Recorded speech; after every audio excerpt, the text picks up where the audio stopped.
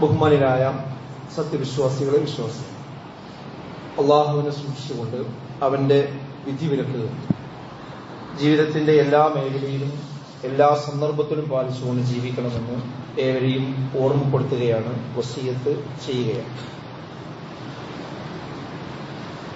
വിശുദ്ധ ഖുർആനിൽ ഒരു ചോദ്യം ഉന്നയിക്കുന്നുണ്ട്. അത് ഇപ്രകാരം: വമൻ അഹ്സനു ഖൗലൻ മിമ്മൻ ദഅ ഇലല്ലാഹ് വഅമില സ്വാലിഹൻ വഖാല ഇന്നനി മിനൽ മുസ്ലിമീൻ. അല്ലാഹു ചോദിക്കുകയാണ്, വമൻ അഹ്സനു ഖൗലൻ, നല്ല വാക്ക് പറഞ്ഞവൻ ആരുണ്ട്? ഏതാണ് ആ നല്ല വാക്ക്? മിമ്മൻ ദഅ ഇലല്ലാഹ്, അല്ലാഹുവിലേക്ക് ആളുകളെ ക്ഷണിക്കുകയും വഅമിലു സ്വാലിഹ്, അതുപോലെ തന്നെ സൽപ്രവൃത്തികൾ ചെയ്യുകയും വഖാല ഇന്നനി മിനൽ മുസ്ലിമീൻ, ഞാൻ മുസ്ലിമീങ്ങളിൽ പെട്ടവനാകുന്നു എന്ന് പ്രഖ്യാപിക്കുകയും ചെയ്തവനേക്കാൾ നല്ല വാക്ക് പറഞ്ഞവൻ ആരുണ്ട് എന്ന ചോദ്യമാണ് വിശുദ്ധ ഖുർആൻ മുന്നോട്ട് വെക്കുന്നത്. അപ്പൊ ഞാൻ മുസ്ലിമീങ്ങളിൽ പെട്ടവനാണ്. വഖാല ഇന്നനി മിനൽ മുസ്ലിം, അതാണ് ഒരു വിശ്വാസിയുടെ ആത്മാഭിമാനത്തിന്റെ അടയാളം എന്ന് പറയുന്നത്. നമ്മൾ ഏതൊരു കാര്യത്തിനോടാണോ ഏറ്റവും കൂടുതൽ ഇഷ്ടപ്പെടുന്നത്, ആ ഇഷ്ടപ്പെടുന്ന കാര്യങ്ങൾ അതിനെക്കുറിച്ച് നമ്മൾ സംസാരിച്ചു കൊണ്ടേയിരിക്കും, അത് നമ്മൾ പ്രകടമാക്കിക്കൊണ്ടേയിരിക്കും. കാരണം അതിനോടുള്ള ഇഷ്ടമാണ് നമ്മെ അത് കാണിക്കുന്നത്. എന്നാൽ നമുക്ക് ഇഷ്ടമില്ലാത്ത ഒരു കാര്യമാണെങ്കിൽ അത് പരമാവധി മൂടിവെക്കാനാണ് നമ്മൾ ശ്രമിക്കുക.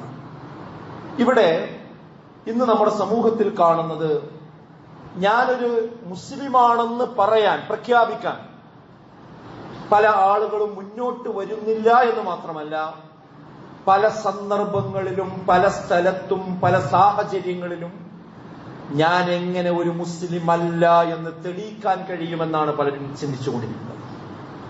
അതായത് ഞാൻ ഇതിലൊന്നും പെട്ടതല്ല എന്ന രീതിയിൽ എങ്ങനെ ജീവിക്കാൻ പറ്റും, എങ്ങനെ സംസാരിക്കാൻ പറ്റും, എങ്ങനെ വേഷം ധരിക്കാൻ പറ്റും എന്നതിനെക്കുറിച്ച് ഗവേഷണം നടത്തിക്കൊണ്ടിരിക്കുന്ന ഒരു സന്ദർഭത്തിലൂടെയാണ് ഇന്ന് നമ്മുടെ വർത്തമാനകാല സാഹചര്യം പോയിക്കൊണ്ടിരിക്കുന്നത്. അത് നമ്മുടെ വേഷത്തിൽ അത് കാണാൻ പറ്റും, ഇസ്ലാമികമായ ശിആറുകളിൽ അത് കാണാൻ പറ്റും. അതേപോലെ തന്നെ ഈ നല്ല മുസ്ലിം ചീത്ത മുസ്ലിം എന്ന ഒരു ബൈനറി ഇന്ന് സൃഷ്ടിച്ചിരിക്കുന്നതിന്റെ പിന്നിലും ഇങ്ങനെ ഒരു ആശയ പരിസരമാണ് എന്ന് നമ്മൾ മനസ്സിലാക്കേണ്ടതുണ്ട്. ഇന്ന് മുസ്ലിങ്ങൾക്കിടയിൽ പ്രാക്ടീസ് മുസ്ലിമും പ്രാക്ടീസ് ചെയ്യാത്ത മുസ്ലിമും എന്നൊക്കെ പറഞ്ഞ് വേർതിരിക്കുന്ന ഒരു സാഹചര്യം നമുക്ക് കാണാൻ പറ്റും.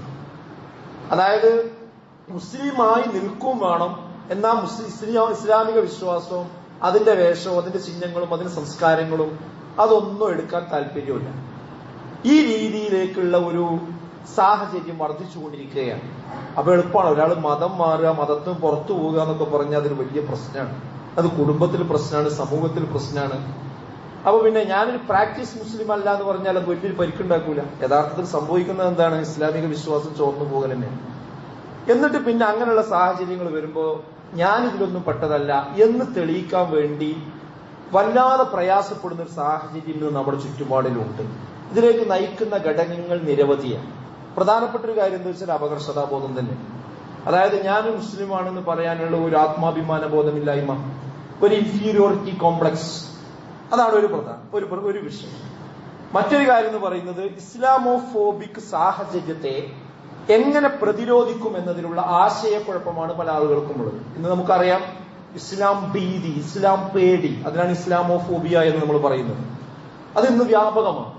അതായത് മുസ്ലിങ്ങൾ ഇസ്ലാം എന്നൊക്കെ പറഞ്ഞാൽ എന്തൊരു കുഴപ്പക്കാരാണ്, മോശക്കാരാണ് എന്ന ഒരു ചിത്രീകരണം ഇന്ന് പൊതുവെ ഉണ്ട്. അത് ചില ആളുകൾ അജണ്ട ഉണ്ടാക്കുന്നതാണ്. അപ്പൊ ഇവിടുത്തെ മുസ്ലിം സാമാന്യ ജനങ്ങൾ ഇതിനോട് എങ്ങനെ പ്രതികരിക്കണം? ഈ വിഷയത്തിൽ കൺഫ്യൂഷൻ ഉണ്ട്. രണ്ട് ആശയങ്ങളാണ് ഇന്ന് ഇവിടെ ഉള്ളത്. ഒന്ന്, ചില ആളുകളെ ഇന്ന് രക്ഷപ്പെടാൻ വേണ്ടി ചെയ്യുന്നത് എന്താന്ന് വെച്ചാൽ, ആ ആക്ഷേപം ഉന്നയിക്കുന്ന ആളുകൾ എന്താണോ ആഗ്രഹിക്കുന്നത് അതിനനുസരിച്ച് നിന്നു കൊടുക്കുക, അതിനനുസരിച്ച് ജീവിച്ചു കൊടുക്കുക. അപ്പൊ അവര് പറയണത്, നിങ്ങളെ താടി കുറച്ച് പ്രശ്നമാണെന്ന് പറഞ്ഞാൽ നിങ്ങൾ താടി വെട്ടിക്കോളാം, അത് താടി വെട്ടിയാലും പോരാ, നിങ്ങൾ പഠിച്ചോളാം. അതേപോലെ നിങ്ങളെ പർദ്ദ കുറച്ച് പ്രശ്നമാണ്, നിങ്ങൾ പർദ്ദ ഒഴിവായിക്കോളാം. നിങ്ങൾ എപ്പോഴും നിസ്കരിക്കുമ്പോൾ ഇവിടെ ഒരു തഴമ്പുണ്ട്, ആ തഴമ്പ് കണ്ട നിങ്ങൾ മുസ്ലിമാന്ന് തോന്നുന്നു, ഞാൻ നിസ്കരിക്കുമ്പോൾ സുന്നിന്റെ അവിടെ അമർത്തി തല വെക്കാന്നോളാം. അതെന്താണോ പ്രശ്നം അതിനനുസരിച്ച് ഇങ്ങനെ മാറിക്കൊടുക്കുക. അപ്പൊ എന്ത് ചെയ്യും? ഇസ്ലാമോഫോബിക്ക് ആ സാഹചര്യത്തിൽ നിന്ന് മാറാമെന്നാണ് ചില ആളുകൾ വിചാരിക്കുന്നത്. യഥാർത്ഥത്തിൽ അതല്ലല്ലോ ഇതിന്റെ ശരി. ഞാൻ ആരാണ്, എന്താണ്. ഇപ്പൊ ഏതാണോ സംശയം, ആ സംശയം ക്ലിയർ ചെയ്യാൻ വേണ്ടത്. എന്തിനാ നിങ്ങൾ താടി വെച്ച്? താടി റസൂലുള്ളാഹിന്റെ സുന്നത്താണ്, അത് സുന്നത്തിന്റെ ഭാഗമായിട്ട് വെച്ചതാണ്. താടി വെച്ച ആൾക്കാർ എന്തെങ്കിലും ചെയ്യുന്നുണ്ട് ചോദിച്ചാൽ അത് ഞങ്ങൾ ഉത്തരവാദിത്തമല്ല. കാരണം കാഷായ വസ്ത്രം ധരിച്ച ആൾക്കാരും ചെയ്യുന്നില്ല. അതുപോലെ തന്നെ മറ്റ് ലോഹ ധരിച്ച ആൾക്കാര് അക്രമങ്ങളിൽ പെടുന്നില്ല, പീഡനങ്ങളിൽ പെടുന്നില്ല, പ്രശ്നങ്ങളിൽ പെടുന്നില്ല. അതിന്റെ പേരിൽ ആ വേഷത്തെ നിങ്ങൾ കുറ്റം പറയാറുണ്ടോ? ഈ പർദ്ദ പോലെ തന്നെ കന്യാസ്ത്രീകളോട് വസ്ത്രം ധരിക്കുന്നില്ല. അവർക്ക് എന്താണ് പ്രശ്നമില്ലാത്തത്? തിരിച്ച് ചോദ്യങ്ങൾ ഉന്നയിക്കണം. എന്നിട്ട് എന്താണ് നമ്മുടെ വസ്തുത എന്ന് വ്യക്തമാക്കണം. അങ്ങനെ നമ്മൾ കാര്യങ്ങൾ ക്ലിയർ ചെയ്ത് പോകുക വേണ്ടത്. അതാണ് യഥാർത്ഥം ചെയ്യുന്നത്. അതിന് പകരം അതിൽ എന്ത് ചെയ്യണമെന്നൊരു ആശയക്കുഴപ്പമാണ് ചില ആളുകൾക്ക് ഇത് തന്റെ ഐഡന്റിറ്റി മൂടി വെക്കാൻ ഒരു കാരണമാകുന്നത്. വേറൊരു അൾട്രാ സെക്കുലർ ആയാലേ ഇനി സമൂഹത്തിൽ രക്ഷയുള്ളൂ, പിടിച്ചു നിൽക്കാൻ കഴിയുള്ളൂ എന്ന ഒരു തോന്നലാണ്. സെക്കുലർ ആയാൽ പോരാ. എന്താ സെക്കുലർ എന്ന് പറഞ്ഞാൽ? മതനിരപേക്ഷമാവുക.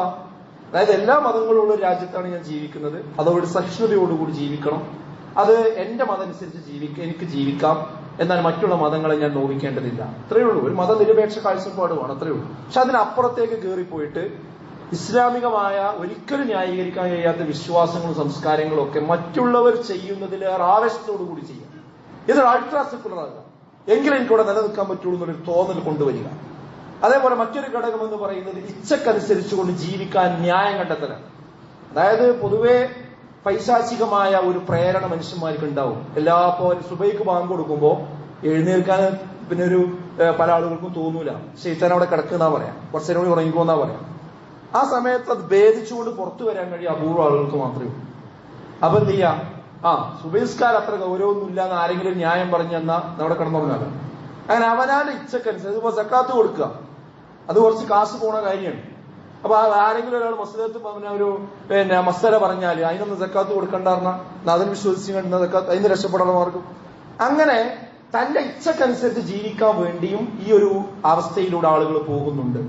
ഈ പറഞ്ഞ കാര്യങ്ങളുടെ ഒക്കെ പിന്നിലുള്ള അടിസ്ഥാനപരമായ കാരണം എന്താ വെച്ചാൽ അറിവില്ലായ്മ. എന്താ ഇസ്ലാം എന്ന് അറിയില്ല, അതിന്റെ വിശ്വാസം അറിയില്ല, സംസ്കാരമില്ല, അത് പഠിക്കാനൊരു സമയമില്ല. അങ്ങനെയുള്ള ഒരു കൗമായി, ഒരു ആൾക്കൂട്ടമായി ഇന്ന് മുസ്ലിം സമുദായം മാറിക്കൊണ്ടിരിക്കുന്ന വേദനാജനകമായ ഒരു സാഹചര്യം നമ്മുടെ മുമ്പിലുണ്ട്. സുഹൃത്തുക്കളെ, ഈ അജ്ഞത നീങ്ങാൻ ചില തിരിച്ചറിവുകൾ നേടുക എന്നുള്ളത് നമുക്ക് നിർബന്ധമാണ്. അല്ലെങ്കിൽ എന്താ സംഭവിക്കുക എന്ന് വെച്ചാൽ നമ്മൾ അറിയാതെ നമ്മൾ ഇസ്ലാമിൽ നിന്ന് പോകും. നമ്മൾ അറിയാതെ പോവുക. ഞാൻ ഇസ്ലാമിൽ നിന്ന് പോയി നമുക്ക് അപ്പോഴും തോന്നൂല. നമ്മൾ നിസ്കാരം പോലും നിർത്തിയിട്ടുണ്ടാവും, പക്ഷെ ഞാൻ ഇസ്ലാമില്ലാന്ന് തോന്നുക. അതുകൊണ്ട് കൃത്യമായ തിരിച്ചറിവ് വിഷയത്തിൽ നിർബന്ധമാണ്. അതിൽ പ്രധാനപ്പെട്ട തിരിച്ചറിവ്, ഒന്നാമത് ഉണ്ടാകേണ്ട തിരിച്ചറിവ് എന്താന്ന് വെച്ചാൽ, ഞാൻ വിശ്വസിക്കുന്ന ഇസ്ലാമാണ് ശരി, അത് മാത്രമാണ് ശരി എന്ന ഒരു ആത്മാഭിമാന ബോധമാണ് ഒരു വിശ്വാസിക്ക് ഒന്നാമതായിട്ടുണ്ടാകേണ്ടത്. ഹുവല്ലദീ അർസല റസൂലഹു ബിൽ ഹുദാ വദീനിൽ ഹഖ് ലിയുദ്ഹിറഹു അലാ ദീനി കുല്ലിഹി വലൗ കരിഹൽ മുശ്രികൂൻ. അവനത്രേ മാർഗദർശനവും യഥാർത്ഥ മതവുമായി തന്റെ റസൂലിനെ അയച്ചിട്ടുള്ളവൻ. എല്ലാ മതങ്ങളുടെയും ആ മതങ്ങളെക്കാളും അതിനെ വെളിപ്പെടുത്താൻ വേണ്ടിയാകുന്നു. അത് മുശ്രിക്കീങ്ങളായ ആളുകൾക്ക് എത്രമേൽ അവർക്ക് വെറുപ്പുണ്ടായാലും ശരി, ഇസ്ലാം അജയ്യമാണ് എന്നതാണ് വിശുദ്ധ ഖുർആനിന്റെ കാഴ്ചപ്പാട്. ഇന്നദ്ദീന ഇൻദല്ലാഹിൽ ഇസ്ലാം. അല്ലാഹുവിന്റെ അടുക്കൽ സ്വീകാര്യയോഗ്യമാകുന്ന മതം ഇസ്ലാം മാത്രമാകുന്നു എന്നാണ്.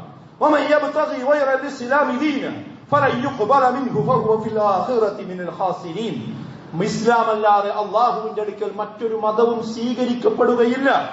അങ്ങനെ ആരെങ്കിലും സ്വീകരിച്ചാൽ അവൻ പരലോകത്തിൽ നഷ്ടക്കാരുടെ കൂട്ടത്തിലായിരിക്കുമെന്നാണ്. മൻ കാന യുരീദുൽ ഇസ്സത ഫലില്ലാഹിൽ ഇസ്സതു ജമീഅ. ആരെങ്കിലും പ്രതാപം അന്വേഷിച്ച് നടക്കുന്നുണ്ടെങ്കിൽ അല്ലാഹുവിനാകുന്നു സർവ്വ പ്രതാപങ്ങളും ഉള്ളത്. അല്ലാഹുവിലേക്ക് ചേർന്ന് നിൽക്കുന്നവർക്കായിരിക്കുന്നു സർവ്വ പ്രതാപവും സർവ്വ അഭിമാനവും ഉള്ളത് എന്ന് വിശുദ്ധ ഖുർആനാണ് പ്രഖ്യാപിക്കുന്നത്. ഒരു കാര്യമാണ്, ഒരാത്മാഭിമാനം, ആ അപകർഷതാബോധം ഒഴിവാക്കുക. ഇത്ര നല്ല ഒരു ദീനിന്റെ ആളുകളാകാൻ എനിക്ക് കഴിഞ്ഞല്ലോ എന്നുള്ള അങ്ങേയറ്റത് ആത്മാഭിമാന ബോധം നമുക്കുണ്ട്. നിങ്ങൾ ആലോചിച്ച് നോക്കി, ഒരു മുസ്ലിം കുടുംബത്തിൽ ജന്മനാ ജനിച്ച് അങ്ങനെ യാന്ത്രികമായി മുസ്ലിം ആയവനും ഇസ്ലാമിനെ പറ്റി പഠിച്ച് പിന്നീട് മുസ്ലിം ആയവരും തമ്മിൽ ഭയങ്കര വ്യത്യാസമുണ്ട്. എന്താ വ്യത്യാസം ഉണ്ടാകാൻ കാരണം? അവര് പഠിച്ചിട്ടാ വന്നത്. ഇത് അവർ മുസ്ലിമായ വാപ്പാക്കും ഉമ്മാക്കും ജനിച്ചതുകൊണ്ടായതാണ്. ഈ ജന്മനാ മുസ്ലിമായി നടക്കുന്ന ആളുകളുണ്ട്, ഇത് പഠിക്കാൻ അവർക്കാണ് ഈ കോംപ്ലക്സ് അങ്ങേ തലക്ക് കയറുന്നത്. എന്നാൽ പഠിച്ച ആളുകളോ ഇവരൊക്കെ തിരുത്താൻ ഊർജവും ആവേശവുമായി കടന്നു വരുന്ന എത്രയോ രംഗങ്ങൾ നമുക്ക് കാണാൻ കഴിയുന്നതാണ്. രണ്ടാമത്തെ ഒരു കാര്യം എന്ന് പറയുന്നത് എന്താ വെച്ചാൽ, ഈ പ്രതാപം, ഇസ്സത്ത് എന്ന് പറയുന്നത് മറ്റുള്ള മേഖലകളിൽ നിന്ന് നമ്മൾ പ്രതീക്ഷിച്ചാൽ എന്താ സംഭവിക്കുന്നത്? നമ്മൾ നിന്ദ്യരായി പോവുകയാണ്. ഉമർ റളിയല്ലാഹു അൻഹു പറഞ്ഞു, നോക്കി നിങ്ങൾ, ഇന്നാ കുന്നാ അദല്ല ഖൗമിൻ, നിശ്ചയമായും നിന്ദ്യരായ ഒരു ജനതയായിരുന്നു നമ്മൾ. എന്നാൽ ഫഅഅസ്സനല്ലാഹു ബിൽ ഇസ്ലാം, ഇസ്ലാം കൊണ്ട് അള്ളാഹു നമ്മളെ പ്രതാപമുള്ളവരാക്കി, ഇസ്സത്തുള്ളവരാക്കി. എന്തുകൊണ്ട്? പണം കൊണ്ടല്ല, തറവാട് കൊണ്ടല്ല, സ്വാധീനം കൊണ്ടല്ല, അധികാരം കൊണ്ടല്ല, മറിച്ച് ബിൽ ഇസ്ലാം, ഇസ്ലാം കൊണ്ട് ലോകത്തിന്റെ നെറുകയിൽ അറിയപ്പെടുന്ന ഒരു ജനതയാക്കി നമ്മളെ മാറ്റി.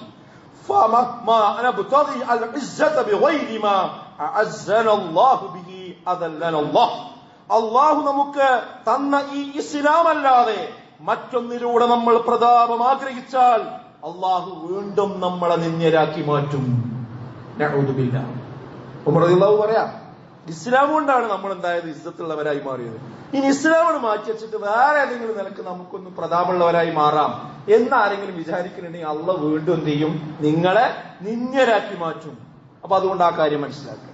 മൂന്നാമത്തെ ഒരു കാര്യം എന്ന് പറയുന്നത്, ഇനി നമ്മൾ എത്ര മയപ്പെടുത്തിയാൽ പല ആളുകളും അത്രയും ചെയ്യണ്ട. അതിനൊരു പ്രത്യേക ടേം തന്നെ ഇപ്പൊ അനുഷ്ഠാന തീവ്രവാദികളും. അനുഷ്ഠാന തീവ്രത എന്ത്? 5 വക്ത് കൃത്യമായിട്ട് നിസ്കരിക്കുക, അതിന്റെ സുന്നത്ത് നിസ്കരിക്കുക, അത് കഴിഞ്ഞുള്ള ദിക്റൊക്കെ ഒന്ന് ചെല്ലുക, സുന്നത്ത് നോമ്പൊക്കെ ഒന്ന് ഒൽക്കുക, തുണിയൊന്ന് എരിയാണിക്കൊന്ന് കയറ്റി എടുക്കുക, ഒരു താടിക്കൊന്ന് നീട്ടുക. അപ്പോഴേക്ക് എന്തായി? ഓന് കുറച്ച് ഏറെ. കല്യാണം ആലോചിക്കുമ്പോ അത്ര വേണ്ട അല്ലേ? തുടങ്ങിയിട്ടില്ലേ? ഏറെ എന്താ ഏറെ? ഇതിലെന്താ ഏറെ ഉള്ളത്? അതായത് ഇസ്ലാമിലുള്ളത് ചെയ്താൽ അത് ഏറെയാണ്. നിങ്ങൾ എന്ത് ചെയ്യുക? മറ്റുള്ളവരെ തൃപ്തി കിട്ടാൻ വേണ്ടി ഇങ്ങനെ അഡ്ജസ്റ്റ് ചെയ്യാം. ഈ അഡ്ജസ്റ്റ്മെന്റ് നമ്മൾ എത്ര വരുത്തിയാലും ശരിക്കും ആയത്ത് കേട്ടോളൂ. ഞാൻ ഓതി വെച്ച ആയത്ത് ഇത് പഠിക്കും വേണം. 2-ാം അധ്യായം 120-ാമത്തെ ആയത്താണ്. വലൻ തർലാ അൻകൽ യഹൂദു വലൻ നസ്വാറാ ഹത്താ തത്തബിഅ മില്ലതഹും. വലൻ തർലാ, ഒരിക്കലും തൃപ്തിയാകാൻ പോണില്ല, അൻകൽ യഹൂദു വലൻ നസ്വാറാ, ആ യഹൂദികൾക്കും നസാറാക്കൾക്കും തൃപ്തിയാവൂല. ഏതുവരെ? ഹത്താ തത്തബിഅ മില്ലതഹും, അവരുടെ മില്ലത്തിൽ, അവരുടെ മതത്തിൽ നിങ്ങൾ പൂർണ്ണമായിട്ടാണ് ചേർന്ന് കൊടുക്കുന്നത് വരെ തൃപ്തിയാവൂല. ഇത് ഇവിടെ നിൽക്കൂല, ഈ അഡ്ജസ്റ്റ്മെന്റ് ഇവിടെ നിൽക്കൂല. അതെത്ര നിങ്ങൾ ചെയ്യണോ അതൊന്നും അവർക്ക് തൃപ്തിയാവൂല. അവസാനം എന്താകണം? അവർ ചെയ്യുന്ന എല്ലാ വിശ്വാസവും സ്വീകരിച്ചെങ്കിലേ അവർക്ക് എന്താവുള്ളൂ. അപ്പൊ തൃപ്തിപ്പെടുത്താൻ വേണ്ടി ആരും ചെയ്യണ്ടാണ്. ഇപ്പൊ മുസ്ലിം നിയമങ്ങൾ നമ്മുടെ സാമൂഹ്യ പരിസരത്തിൽ തെളിവല്ലേ? ഈ അടുത്തൊരു 2-3 ആഴ്ചകളായിട്ട്, മാസങ്ങളായിട്ട് ഉണ്ടായ വിവാദം എന്താ? മുസ്ലിം നാമം മാത്രമുള്ള ഇസ്ലാം വിരുദ്ധ, പിന്നെ ഇസ്ലാമിക വിരുദ്ധ ആശയങ്ങൾ പ്രചരിപ്പിക്കുന്ന ആളുകളുടെ ഇഷ്ടം പോലെ. ഇതിൽ പ്രമുഖനായ ഒരു വ്യക്തി ഉണ്ടായി. അദ്ദേഹത്തിന് മുസ്ലിം നാമമാണല്ലോ. അദ്ദേഹം തന്നെ പറയും, ഞാൻ പരലോകത്തിലും മറ്റു വിശ്വാസത്തിലും മതപരമായ കാര്യങ്ങളിലൊന്നും വിശ്വസിക്കുന്നില്ല, അതിനുവേണ്ടിയാണ് ജീവിക്കുകയും പ്രസംഗിക്കുകയും ഒക്കെ ചെയ്തത്. പക്ഷെ അദ്ദേഹത്തെ വരെ ആ പേരുള്ളത് കൊണ്ട് ഇന്ന് വേട്ടയാടുന്നത് എന്താ? ഒരു മുസ്ലിങ്ങളുടെ അവകാശത്തിന് വേണ്ടി അദ്ദേഹം സംസാരിച്ചപ്പോൾ അദ്ദേഹം ജിഹാദിയാണ്. അദ്ദേഹം ജിഹാദിയാണ്, നാമം മാത്രമേ ഉള്ളൂ. ആ നാമം വരെ പ്രശ്നമാണ് ഇവിടെ. നമ്മളൊന്ന് ആലോചിച്ചു. സിനിമാ ഫീൽഡിൽ ഉള്ള ചില ആളുകൾ, സിനിമാ നടിമാര് വിവാദമാണ് സമൂഹത്തിൽ. അവർ സിനിമാ ഫീൽഡിലാണ്. ഇസ്ലാമിന്റെ ഒരു ഷിയാർ പോലും നമുക്ക് കാണാൻ കഴിയുന്നില്ല. പക്ഷെ ആ പേര് മാത്രം ഉള്ളത് കൊണ്ട് അവിടെ ഈ സിനിമാ ഫീൽഡിൽ ജിഹാദ്, സിനിമാ ജിഹാദ്, പേര് മാത്രം മതി. ഞാൻ പറയണത്, നമ്മൾ അഡ്ജസ്റ്റ്മെന്റ് നിന്നാലും പേരടക്കം ഒഴിവാക്കി കൊടുത്താലും പിന്നെ ബാക്കി ഉണ്ടാവും. എന്നാലും എക്സ് മുസ്ലിം പറയൂ. ഇസ്ലാം വിട്ടുപോയ ആൾക്കാരെന്താ വിളിക്കുക? എക്സ് മുസ്ലിം വിളിക്കൂ. അതിന്റെ ഉള്ളിൽ കയറൂല. അതുകൊണ്ട് ആ മറ്റുള്ള ആളുകൾക്കനുസരിച്ച് വേഷം കെട്ടാനും മാറിക്കൊടുക്കാനും നിന്നാൽ നമ്മൾ നമ്മളല്ലാതായി മാറും. നമ്മൾ വെള്ളത്തിലിട്ട് ഐസ് പോലെയായി മാറും. ഒരിക്കലും സുഹൃത്തുക്കൾ അത് നമ്മൾ ചെയ്യാൻ പാടില്ല. അതാണ് നമ്മൾ മനസ്സിലാക്കേണ്ട ഒരു കാര്യം. പിന്നെ ആൾക്കാർ പറയാനെന്ന് വെച്ചാൽ, നമ്മളൊരു ബഹുമത സമൂഹത്തിലല്ലേ, കുറെ ആളുകളും കുറെ വിശ്വാസങ്ങളും ഒക്കെ ഉള്ള നാട്ടിലല്ലേ. അപ്പൊ അവിടെ ജീവിച്ചു പോണ്ടേ, കാര്യം നടക്കണ്ടേ. ആൾക്കാരൊക്കെ പാടെ വെറുപ്പിച്ചാൽ നമുക്ക് കാര്യങ്ങളൊന്നും നടക്കൂല. ഇങ്ങനെയുള്ള ന്യായം പറഞ്ഞിട്ടാണ് പിന്നെ ഇസ്ലാമിന്റെ ഷിയാറുകളും വിശ്വാസങ്ങളും ഒക്കെ ആൾക്കാർ മാറ്റുന്നത്. എന്നാല് അങ്ങനെ മാറ്റാൻ നിൽക്കുന്ന ആരെങ്കിലും ഉണ്ടെങ്കിൽ ഈ ഹദീസ് കേൾക്കണം. എന്താ ഹദീസ്? മനിൽ തമസരില്ലല്ലാഹ് ബിസഖ്തിന്നാസ് കഫാഹുല്ലാഹ് മുഅ്നതന്നാസ്. എന്താർത്ഥം? മനിൽ തമസ്, ആരെങ്കിലും അന്വേഷിക്കുന്നുവെങ്കിൽ, റിളല്ലാഹ്, അല്ലാഹുവിന്റെ തൃപ്തി. എങ്ങനെ? ബിസഖ്തിന്നാസ്, ജനങ്ങളുടെ കോപം വകവെക്കാതെ. ജനങ്ങൾക്ക് ഇഷ്ടമല്ല നമ്മളാ ചെയ്യുന്നത്, പക്ഷെ ജനങ്ങൾ എന്നെ വെറുത്താലും വേണ്ടില്ല, അള്ളാന്റെ തൃപ്തിയാണ് എനിക്ക് പ്രധാനം. എന്ന മുൻഗണനാക്രമം ഒരാൾ സ്വീകരിച്ചാൽ കഫാഹുല്ലാഹു മുഅ്നതൻ നാസ്, ജനങ്ങളിൽ നിന്ന് സംരക്ഷകനായി അവൻ അല്ലാഹ് ഉണ്ടാവുന്നു. എന്താ ഇതിന്റെ ബലം നോക്കിയ ശക്തി നോക്കിങ്ങൾ. അതായത് ഇസ്ലാമികമായ ഒരു വിശ്വാസം, ഒരു ആചാരം, ഒരു സംസ്കാരം, ഒരു വേഷം, ഒരു ഷിയാർ, അത് സ്വീകരിച്ചതിന്റെ പേരിൽ തീവ്രവാദ്യം ജീവസേറെ എന്ന് പറഞ്ഞ് നാട്ടുകാർ കളിയാക്കിയാൽ, ആളുകളുടെ കോപവും വെറുപ്പും അതിന്റെ പേരിൽ എനിക്ക് നേരിടേണ്ടി വന്നാലും എനിക്ക് എന്റെ റബ്ബിന്റെ തൃപ്തിയാണ് പ്രധാനം എന്നൊരാൾ തീരുമാനിച്ചുറപ്പിച്ചു നിന്നാൽ അള്ളാഹ് പറയണത് അവന്റെ കാര്യം ഞാൻ ഏറ്റു, അവനെ ഞാൻ സംരക്ഷിക്കും. പിന്നെന്താ നമുക്ക് വേറെ പ്രശ്നം എന്താ ഉള്ളത്? ഞാൻ എതിര് നോക്കിങ്ങൾ. എന്നാൽ ആരെങ്കിലും ജനങ്ങളുടെ തൃപ്തിക്ക് വേണ്ടിയാണ് പോകുന്നതെങ്കിൽ ആരോട് കോപിച്ചുകൊണ്ട്? അള്ളാഹിനോട് കോപിച്ചുകൊണ്ട്. പടച്ചോം അതൊക്കെ മരിച്ചു എന്നിട്ടല്ലേ, അതൊക്കെ പരലോകത്തല്ലേ, ഇവിടെ ജീവിച്ചു പോണ്ടേ. അപ്പൊ അള്ളാഹ് കോപിച്ചാലും വേണ്ടില്ല, എനിക്ക് ജനങ്ങളെ തൃപ്തിയാണ് പ്രശ്നം. എനിക്കെന്റെ വാപ്പ പറയുന്നതാണ് പ്രധാനം, എനിക്കെന്റെ പെണ്ണുങ്ങൾ പറയുന്നതാണ് പ്രധാനം, എനിക്കെന്റെ നാട്ടുകാർ പറയുന്നതാണ് പ്രധാനം, എന്റെ കോവർക്കേഴ്സ് പറയുന്നതാണ് പ്രധാനം, പടച്ചോന്റെ നിയമം എനിക്ക് പ്രധാനമല്ല എന്ന നിലപാടാണ് സ്വീകരിക്കുന്നത്. നിങ്ങളോ പടച്ചോ ഓനാണ് കൈവിട്ടിങ്ങാണ്ട് ജനങ്ങൾക്കണ്ട് ഏൽപ്പിച്ചു കൊടുക്കും. അള്ളാന്റെ ഒരു സംരക്ഷണം ഉണ്ടാവും. പിന്നെ കാറ്റിലിങ്ങനെ ആടുന്ന ഇല പോലെയൊക്കെ. അപ്പൊ സുഹൃത്തുക്കളെ, നമ്മള് ഈ ദീനിൽ ഉറച്ചു നിന്നാൽ നമുക്ക് അള്ളാന്റെ കാവലുണ്ടാവും. അല്ലെങ്കിൽ നമ്മക്ക് പൈസ ഉണ്ടാവുമ്പോ എല്ലാവരും നമ്മളെ പിന്നാലെ ഉണ്ടാവും. ഇപ്പൊ ഗൾഫിൽ നിന്നൊക്കെ വരുമ്പോ കണ്ടില്ല നിങ്ങള്, ആ ഇന്നോവയില് നിറച്ച ആളാവും. ഒരു മാസം ഉണ്ടാവും. അത് ഹോട്ടലിലെ ബില്ലും അതുപോലെ തന്നെ അവർക്ക് ഡ്രസ്സും എല്ലാ സംഗതി ഇപ്പൊ ഇങ്ങനെ കൊടുക്കുന്നോണ്ട് എല്ലാവരും വണ്ടി കയറും. അത് പിന്നെ അവന്റെ കയ്യത്തെ കാശാണ് പോയാൽ പിന്നെ വണ്ടിയിൽ ആരും കയറില്ല. അത്രേ ഉള്ളൂ മനുഷ്യന്മാരുടെ അവസ്ഥ. മനസ്സിലാവുണ്ടോ? അതുകൊണ്ട് നല്ലോണം പടച്ചോന്റെ ഒരു പിന്തുണയാണ് നമുക്ക് വേണ്ടത് എന്ന് എന്ത് ചെയ്യണം, നമ്മൾ കൃത്യമായി തന്നെ തിരിച്ചറിഞ്ഞുകൊണ്ട് മുന്നോട്ട് പോകേണ്ടതുണ്ട്. പിന്നെ കാര്യങ്ങൾ അറിഞ്ഞുകൊണ്ട് ഈ ഇച്ഛയ്ക്ക് കീഴ്പ്പെട്ടാൽ പടച്ചോ നമ്മളെ കൈവിടും. നേരത്തെ ഞാൻ ഒരു ആയത്തിന്റെ ബാക്കി നോക്കിങ്ങൾ. അറിയുക, ഇന്ന ഹുദല്ലാഹി ഹുവൽ ഹുദാ, അള്ളാഹുവിന്റെ മാർഗദർശനമാകുന്നു ശരിയായ മാർഗദർശനം. വലഇൻ ഇത്തബഅത അഹ്വാഅഹും ബഅദല്ലദീ ജാഅക മിനൽ ഇൽം, ശരിയായ അറിവ് വന്നു കിട്ടിയതിനു ശേഷം നിങ്ങൾ നിങ്ങളുടെ ഇച്ഛയുടെ പിന്നാലെ പോവുകയാണെങ്കിൽ അറിയുക, മാ ലക മിനല്ലാഹി മിൻ വലിയ്യിൻ വലാ നസീർ, അള്ളാഹുവിന്റെ അടുക്കൽ നിന്ന് ഒരു സംരക്ഷകനും അവരുണ്ടാവില്ല, ഒരു സഹായി ഉണ്ടാവില്ല. വളരെ കൃത്യമാണ് വിശുദ്ധ ഖുർആന്റെ വാക്ക്. അപ്പൊ അതുകൊണ്ട് നമ്മൾ ആ കാര്യം മനസ്സിലാക്കുക. മറ്റൊരു കാര്യം എന്ന് പറയുന്നത്, ഇതൊക്കെ പറഞ്ഞു വെച്ചാലും ആളുകൾ പറയുന്നത് ഇതൊക്കെ നിങ്ങൾ പറയണത് ശരിയാണ്, പക്ഷെ ഈ കാലത്ത് ഇതൊന്നും നടക്കൂല. നമ്മളെ കാലം അതിന് പറ്റിയതല്ല. അതുകൊണ്ട് നമ്മൾ കുറച്ചൊക്കെ അഡ്ജസ്റ്റ്മെന്റ് നമ്മളെ കാര്യങ്ങളിലൊക്കെ ചെയ്തെങ്കിലേ ഇനി ഇവിടെ ജീവിച്ചു പോകാൻ പറ്റുള്ളൂ. ഈ കാലം പ്രശ്നമാണ്. ഇത് ഇസ്ലാമോഫോബിക്കിന്റെ പരിസരമുള്ളതാണ്. ഇത് മുസ്ലിം വേട്ട നടക്കുന്ന കാലഘട്ടമാണ് എന്നൊക്കെയാണ് നമ്മൾ പറഞ്ഞുകൊണ്ടിരിക്കുന്നത്, അല്ലെ? എന്നാൽ ഇവിടെ നമ്മൾ മനസ്സിലാക്കേണ്ടത്, ഇതിലും പ്രയാസമുള്ള ഒരു കാലം നമുക്ക് കഴിഞ്ഞു പോയിട്ടുണ്ട്. അത് ചരിത്രത്തിൽ കാണാൻ പറ്റും. എന്നിട്ടും അവർ സ്വന്തം ഐഡന്റിറ്റി മറച്ചു വെക്കാതെ തന്നെയാണ് ആ സന്ദർഭങ്ങളിലൂടെ ഒക്കെ മുന്നോട്ട് പോയിട്ടുള്ളത്. ജീവനാണല്ലോ ഏറ്റവും വലിയ ഭീഷണി, അല്ലെ? മനുഷ്യന് ഭീഷണിയാണ് എന്താ ഏറ്റവും വലിയ ഭീഷണി? അങ്ങനെ കൊല്ലുന്ന് പറയാനാണ്. അല്ല, അപ്പുറം എന്താ ഭീഷണിയുള്ളത്? അങ്ങനെ വധിക്കും. ജീവന് ഭീഷണി ഉണ്ടായിട്ട്, സ്വത്തിന് ഭീഷണി ഉണ്ടായി, നാട് വിടേണ്ടി വന്നിട്ട് എന്തിനാ മക്കീന്ന് മദീനത്ത് പോയി? എന്തിനാ ഹിജറ പോയി? അതാ വിശ്വാസം ബലി കഴിച്ചില്ല അവര്. അതൊക്കെ പോവുകയാണ്. ഞങ്ങൾക്ക് വിശ്വാസമാണ് പ്രധാനം, അല്ലെ? എത്ര ആള് ഷഹീദായി? എന്തിനാ ഷഹീദായത്? ആ വിശ്വാസം കഴിച്ചു വെച്ചാൽ മതി, ഒരു പ്രശ്നം ഉണ്ടാവില്ല. ബിലാൽ റളിയല്ലാഹു അൻഹുവിനെ മരുഭൂമിയിലൂടെ വലിച്ചു കൊണ്ടുപോകുമ്പോ, കല്ല് നെഞ്ചത്ത് കയറ്റി വെച്ച് ചുടുകട്ടയിലൂടെ മൺകവ വലിച്ചു കൊണ്ടുപോകുമ്പോ അദ്ദേഹം അവിടെ വെച്ചും അവസാന ശ്വാസത്തിലൂടെയും പറഞ്ഞുകൊണ്ടിരിക്കുന്ന അഹദ് അഹദ് അഹദ് എന്ന്, അല്ലാഹ് ഏകനാണ്, അല്ലാഹ് ഏകനാണ്, ഞാനത് ആ വിശ്വാസക്കാരനാണ് എന്നാണ്. ആ പറയും തോറും ആ ചാട്ടവാറ് കൊണ്ട് അടി കിട്ടുകയാണ്. അഡ്ജസ്റ്റ് ചെയ്തു. ഈ ആ ബുദ്ധിമുട്ട് എവിടെ നമുക്ക് ഇവിടെ ഉള്ളത്? അത്ര പ്രയാസം എവിടെയുള്ളത്? എന്നിട്ട് അപ്പോഴേക്ക് നമ്മളൊക്കെ അയച്ചു വെച്ചാൽ എന്ത് മുസ്ലിമീങ്ങളാണ് നമ്മൾ ആലോചിക്കേണ്ട വിഷയമാണ്. മക്കയിലെ പീഡനം സഹിക്കാതെ അബീസീനിയയിലേക്ക് അഥവാ എത്യോപ്യയിലെ ക്രൈസ്തവ രാജാവായിരുന്ന നജ്ജാഷിയുടെ അടുത്തേക്ക് ഹിജറ പോയ ജഅഫർ ഇബ്നു അബീ താലിബ് റളിയല്ലാഹു അൻഹുവിന്റെ ചരിത്രം ഈ ഘട്ടത്തിൽ നമുക്ക് പാഠമാകേണ്ടതുണ്ട്. അവരെ തിരികെ പിടിക്കാൻ മക്കയിലെ ഖുറൈശികള് ആ നജ്ജാഷി രാജാവിന്റെ അടുക്കലെത്തി. അവിടെ ജഅഫർ ഇബ്നു അബീ താലിബ് എത്തിയിട്ടുണ്ട്, അവരും കൂട്ടിലെത്തിയിട്ടുണ്ട്. അവരെ വിട്ടേരണമെന്നും പറഞ്ഞിട്ട് അങ്ങനെ മുസ്ലിങ്ങളെ രാജാവിന്റെ മുന്നിൽ ഹാജരാക്കി. ക്രിസ്ത്യാനിയായ രാജാവിന്റെ മുന്നിൽ നിൽക്കുമ്പോ രാജാവിനെ പ്രീതിപ്പെടുത്താൻ വേണ്ടി ഈസാ നബി അലൈഹി സ്വലാത്തു വസ്സലാമയെ കുറിച്ചുള്ള ഇസ്ലാമിന്റെ കാഴ്ചപ്പാട് മറച്ചു വെക്കുകയല്ല ജഅഫർ ബിൻ അബി താലിബ് ചെയ്തത്.